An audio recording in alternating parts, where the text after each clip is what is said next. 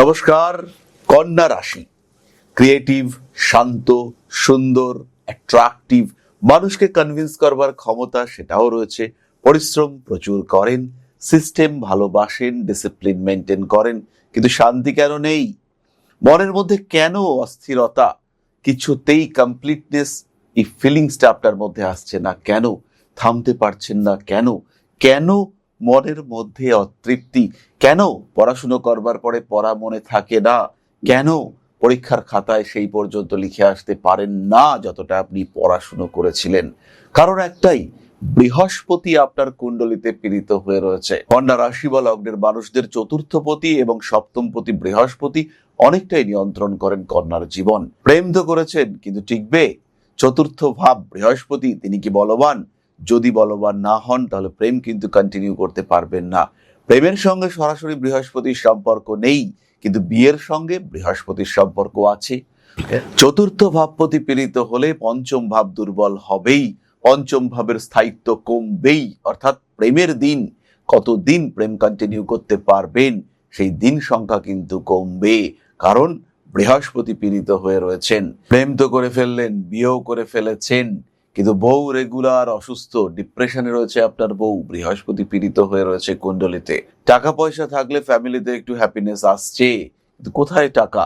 ব্যবসায় তো লস হচ্ছে, রেগুলার ব্যবসার ক্ষেত্রে প্রবলেম হচ্ছে, বৃহস্পতি পীড়িত হয়ে রয়েছে।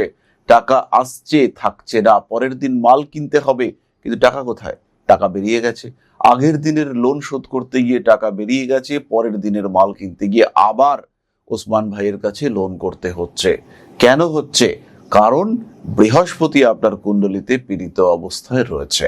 বিয়ে করবার কিছুদিনের মধ্যেই স্ত্রী তিনি সন্তান সম্ভবা হয়ে পড়েছেন, কিন্তু আপনি ভাবছেন এখন আরেকটু কয়েকটা দিন জীবনকে উপভোগ করি।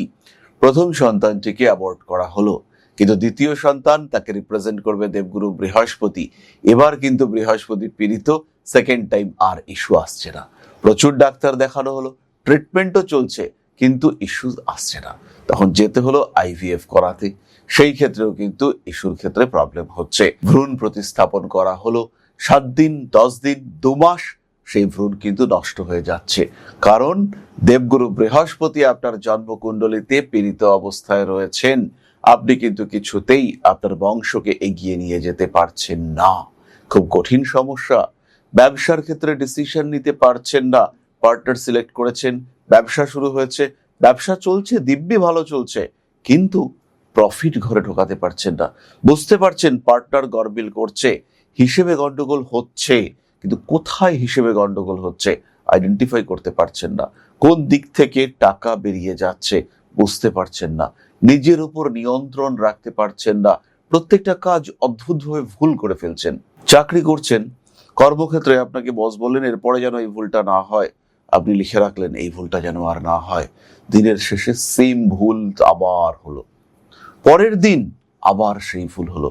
বস এসে বললেন আর তোমাকে রাখতে পারছি না।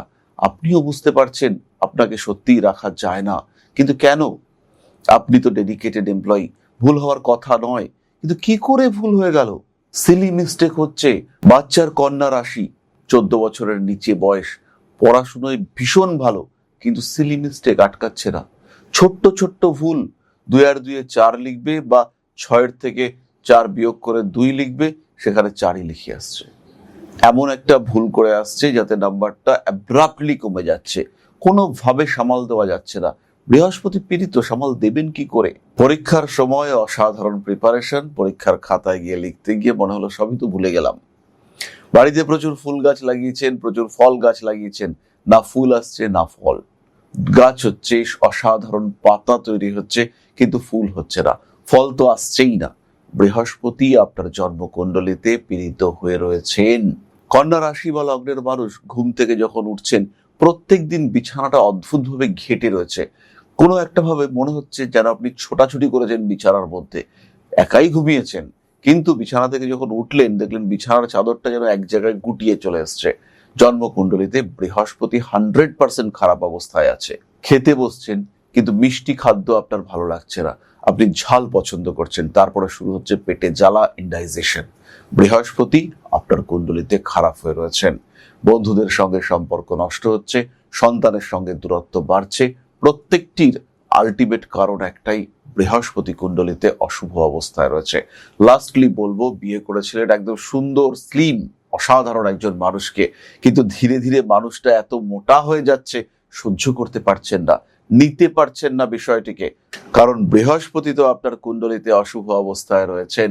তাই বৃহস্পতিকে নিয়ন্ত্রণ কন্যার জন্য এসেনশিয়াল। কখনো নিয়ন্ত্রণ করতে হবে, কখনো উৎসাহিত করতে হবে, আর কখনো সন্তুলিত করতে হবে, ব্যালেন্স করতে হবে। তাই কোন সময় কোনটা করা দরকার, কাকে বুস্ট করবেন, বৃহস্পতিকে না তার ক্ষেত্রাধিপতিকে, নাকি লগ্নপতিকে বুস্ট করবেন এবং তার সঙ্গে বৃহস্পতিকে সাপোর্ট দেবেন, কলম্বিয়ান পান্না পড়বেন নাকি জাম্বিয়ান অথবা ব্রাজিল পান্না পড়বেন, এই ডিসিশন নেওয়ার আগে যোগাযোগ করুন জ্যোতিষ বন্ধুর সাথে। কতদিন আর লস হবে, কতদিন পড়াশোনায় পিছিয়ে থাকবেন, কতদিন সন্তান প্রাপ্তিতে বাধা ফেস করবেন, কেন আপনি ভালো লাইফ লিড করবেন না, যতটুকু আপনার আধার তাকে তো আপনাকে জানতে হবে, কতটুকু পেতে পারেন আপনি। অঙ্ক মাথায় ঢুকছে কিন্তু সিলি মিস্টেক করছেন, এটা মেনে নেওয়া হবে না, আর এটার দিন শেষ।